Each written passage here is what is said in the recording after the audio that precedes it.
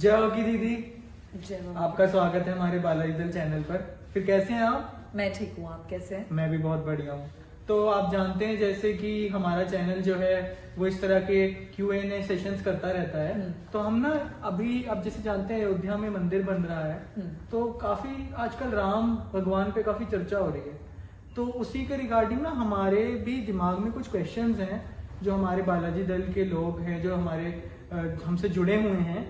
तो एक क्वेश्चन है मैं पूछना चाहता हूँ, तो आप आज मैं पूछ सकता हूँ क्वेश्चंस को? बिल्कुल बिल्कुल, बताइए। तो मेरा ना पहला क्वेश्चन जो काफी टाइम से आ रहा है कि हम जानते हैं कि श्री राम को ना मर्यादा पुरुषोत्तम कहा गया है। तो अगर आप इस पे कुछ अपना शेयर कर सकें कि ऐसा क्यों है? भगवान राम को मर्यादा पुरुषोत्तम इसलिए कहा गया है क्योंकि उन्होंने असामान्य होते हुए भी अपने पूरे जीवन काल में कभी किसी मर्यादा का उल्लंघन नहीं किया है। राइट। विकट परिस्थितियों में भी उन्होंने हमेशा एक अपने सहज तरीके से वो रहे हैं। उन्होंने हमेशा सत्य, दया, करुणा और मर्यादा का पालन किया। जय श्री राम। जय श्री राम। जैसा कि दीदी लोग कहते हैं वो त्रेता युग था, ये कलयुग है, तो ऐसा तब क्या खास था जो अब नहीं है? बिल्कुल सही कहा गया कि वो त्रेता युग था। जैसे कि हमारे बाबा जी भी कहते हैं हाँ। कि त्रेता युग में जो धर्म था वो 3 पैर पर खड़ा था। हाँ। इसका मतलब होता है कि जो जीव यज्ञ होता है उससे सारे पाप नष्ट हो जाते थे। सब पापों की आपको एक तरीके से मुक्ति मिल जाएगी। ओके। कर्म करके ही कर्म का फल प्राप्त होता था। कर्म श्रेष्ठ था मतलब। बिल्कुल। लेकिन अब ये है कलयुग। कलयुग मतलब कलेश का युग। इसके अंदर लोग अपने स्वार्थ में अंधे हुए जा रहे हैं। और इस टाइम पे कलयुग मतलब काल बोलते हैं ना, तो बुरा व्यवहार होता है, सबसे बुद्धि फेर हो गई है। तो यही एक फर्क है उन दोनों में।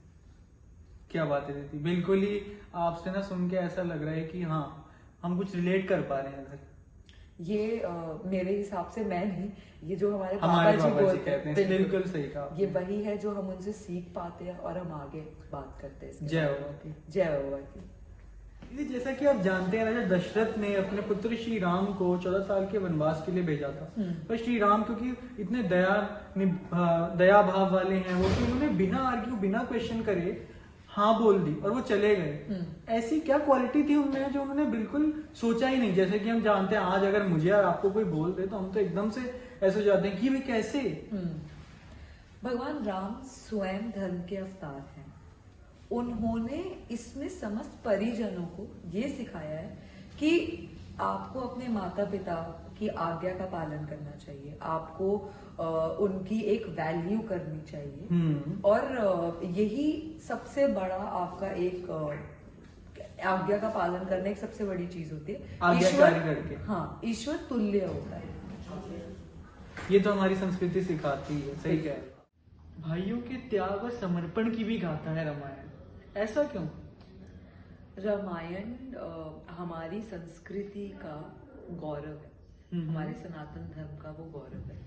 ये सिर्फ 3 भाइयों की पवित्र कथा नहीं है, ये उनका प्रेम, उनका त्याग और उनके आदर की एक पूरी गाथा है। जैसे छोटे भाई लक्ष्मण जी ने पूरी जिंदगी राम जी के साथ में निकाल दी। अगर आप भरत जी की बात करें तो भरत जी का त्याग अपने भाई के लिए, वो हमेशा उनके साथ खड़े रहे, वो युगों तक याद रहेगा। और सिमिलर तरीके से शत्रुघ्न जी भी उनके साथ हमेशा खड़े रहे। जैसे तानिश आपको याद होगा हमारे बाबा जी कहते हैं कि निस्वार्थ प्रेम धर्म से भी ऊपर है। सही कह रहे हैं आप दीदी, बिल्कुल। तो ये जो भाइयों का निस्वार्थ प्रेम था, ये इसलिए इस गाथा में हम बोलते हैं कि नहीं, ये भाइयों का प्रेम। मुझे लगता है हमें ये ना अपनी जिंदगी में भी लागू करना ही चाहिए। बिल्कुल सही कह रहे हैं आप। सीता माता को धरती की पुत्री भी कहा गया है, पर ऐसा क्यों? तानिश, जैसे आपने कई बार बाबा जी के हमारे प्रवचन सुने होंगे, या जब वो बात करते हैं, जब रामायण के बारे में स्पेशली बात करते हैं, तो बाबा जी ने कई बार क्या होता है ना, बातों बातों में हमें ज्ञान दे जाते हैं जो हम नहीं देख पाते। सही बात है। और ये रिलेट करता है हमारे कलयुग वाले पॉइंट से कि कलयुग है, कोई सुनना ही नहीं चाहता। तो बाबा जी ने उसमें हमें ये जरूर बोला है कि जो सीता माता है वो राजा जनक की पुत्री है। राजा जनक को सीता माता एक छुपे हुए कलश, धरती के अंदर एक छुपा हुआ, उससे प्राप्त हुई थी। अच्छा। तो इसलिए उन्हें धरती की पुत्री कहा जाता है और उनको लक्ष्मी जी का अवतार भी कहा गया है। ओके।